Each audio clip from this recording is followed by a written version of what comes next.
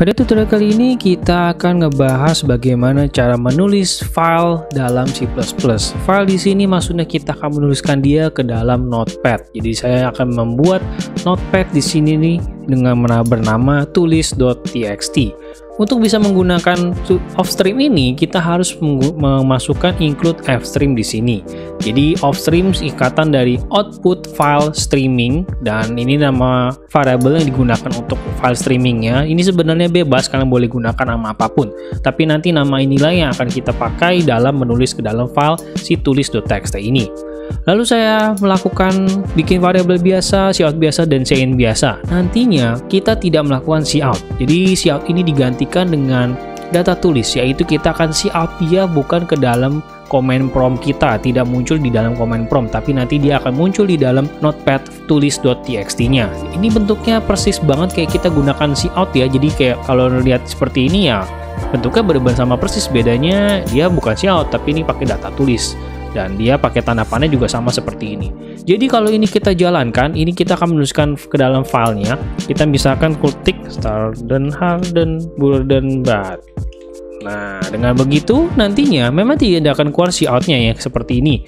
Dan dia akan bikin file namanya tulis.txt di tempat dimana kalian men-save file cpp ini. Dan di sini adalah tulis tekstingnya keluarnya sudah seperti ini. Jadi sesuai dengan tadi saya masukkan, ya dia akan keluar tekstingnya tulisan seperti ini. Terus berikutnya kita akan coba melakukan inputnya, yaitu bacanya. Tadi kan kita sudah mengoutputnya ke dalam file txt-nya, sekarang kita akan baca dia, lalu ditampilkan di command prompt-nya. Di sini masih dengan cara yang sama fstream, bedanya kita menggunakan if stream. Kali ini if pakai i. Ini bukan if dalam pengkondisian, tapi if di sini maksudnya input file streaming, dan saya bilangnya pakai data baca. Sekali lagi ini adalah variabel, kalian bebas menggunakan variabel namanya apapun. Lalu tentu saja menggunakannya tetap masih pakai open, dan nama filenya harus sama. Kalau nama filenya tidak sama, huruf besar huruf kecilnya, tentunya dia tidak akan menemukannya, hasil cout-nya nanti akan kosong. Lalu kita akan looping si data baca tersebut, maksudnya kita akan looping dia sampai titik terakhir di mana sudah tidak ada tulisan lagi di dalam notepad-nya. Jadi ini while ini, makanya dia tidak ada syarat apapun, langsung file data baca, artinya dia akan baca dari awal sampai dia tidak ada file lagi di dalamnya, tidak ada tulisan lagi di dalam teks di notepad-nya itu. Lalu kita akan ambil per barisnya, data baca.getLine, lalu nama, size of nama, terus di-shout namanya. Sehingga kalau ini kita jalankan, ya sebenarnya dia kebalikan mengeluarkan apa yang sudah kita tulis dalam txt ke dalam not command prompt ini. Ya kurang lebih sebenarnya itu dulu untuk input dan outputnya di dalam file. Jadi kita tuliskan ke dalam file, lalu kita baca ke dalam command prompt dan keluar hasil seperti ini. Ini tentunya berfungsi kalau misalnya kita mau punya bikin outputnya nggak di dalam command prompt, tapi di dalam file notepad seperti ini. Contoh berikutnya adalah kita akan menggunakan masih sama pakai file, tapi kali ini kan dari tadi kita cuma input output tanpa menggunakan nilai sama sekali. Kita tidak memprosesnya dalam pembentukan nilai. Tapi gimana misalkan saya memiliki file seperti ini.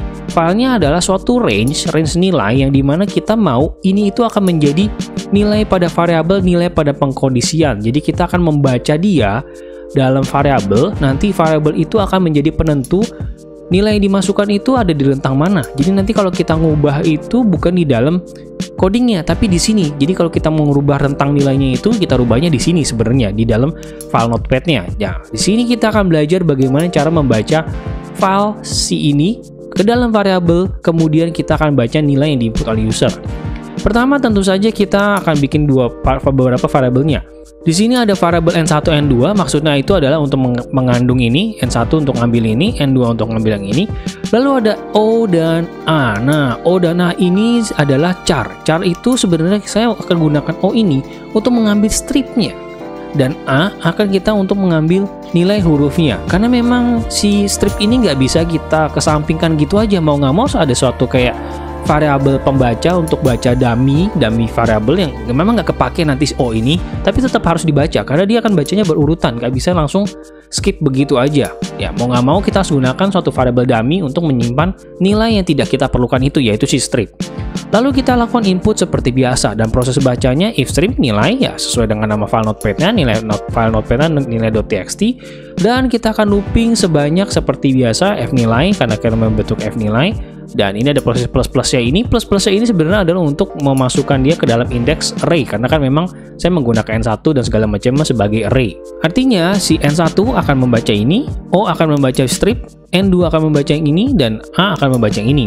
Kalau ini dipisahkan dengan spasi seperti ini, ya memang kita tidak menggunakan getLine ya. Kalau pakai baca getLine itu, seperti yang contoh di sini, dia akan ambil langsung satu baris. Padahal bukan itu yang kita mau. Kita mau baca per satu-satu. Kalau ada spasi berarti dia skip berikutnya, ada spasi skip berikutnya, sehingga maka prosesnya seperti ini. N1 adalah yang ini adalah O, N2 adalah ini, dan ini adalah yang A. Begitu seterusnya dibaca sampai dia sudah mencapai nilai akhirnya, yaitu file nilai txt-nya sudah tidak ada tulisan lagi, sehingga dia akan masuk ini ke indeks 1, ini indeks 2, indeks 3, dan seterusnya.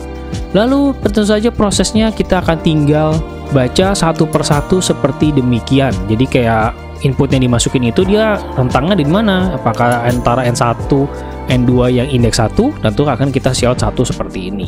Sehingga ini kalau kita coba jalankan, ya sebenarnya sih nggak akan kelihatan bagaimana juga ya. Kalau saya masukin nilai, ya dia otomatis akan menghitung nilainya berdasarkan tabel yang sudah kita bikin di sini. Tapi tentu saja kalau misalkan kita nanti ubah di sini, let's say saya ubah ini menjadi 85 deh, ya memang akan rusak sih, tapi kita akan coba testing aja ya 85. Jadi kalau 85 doang baru masuk dalam nilai A. Kalau kita jalankan lagi, artinya kalau saya masukkan 80 kali ini nilainya sudah tidak menjadi A lagi, tapi menjadi nggak ada rentangnya, karena kan di dalam nilai itu kan nggak ada yang nilai 80 ya. Jadi sudah keluar dari nilai 80, jadi makanya nilainya kosong demikian karena tidak termasuk dalam rentang itu. Jadi memang di sini kita lihat memang sudah berubah. Kita rubah di sini akan ikut berubah hasilnya seperti itu. Meskipun memang ini hasilnya tidak sesuai ya. Ini kita kan mencontohkannya saja. Jadi ya kita kembalikan menjadi nilai yang sesuai yaitu 80. Saya save, jangan lupa di save notepad-nya. Saya jalankan lagi ya dia akan kembali seperti biasa normal seperti itu. Dan ini juga sebenarnya bisa kita gunakan looping ya. Kalau mau kita persingkat ini kan sudah terlihat polanya ya. Ini sebenarnya tinggal looping aja dari 1 sampai 5 kurang lebih seperti ini. Nah kayak gini, jadi kita looping dari 1 sampai 5, terus kita cuma tinggal satu baris bikin I dan shout A ini. Jadi kita sebenarnya tidak perlu menggunakan ini nih, kita bisa komen, tentunya lebih praktis menggunakan yang di bawah itu. Jadi kalian belajar menggunakan polanya, dan kalau kita jalankan tentu saja ini tidak akan bermasalah. Kita misalkan masuk lagi 80, ya nilainya tetap seperti itu. Nah ini dia menggunakan file, gimana salah satu kegunaan file kalau kita bisa menggunakannya, dia menggunakan seperti kayak variable dan pengfungsiannya untuk variable seperti demikian. Ya sekian tutorial kita tentang file. Thank you for watching, keep learning, sampai jumpa di tutorial berikutnya.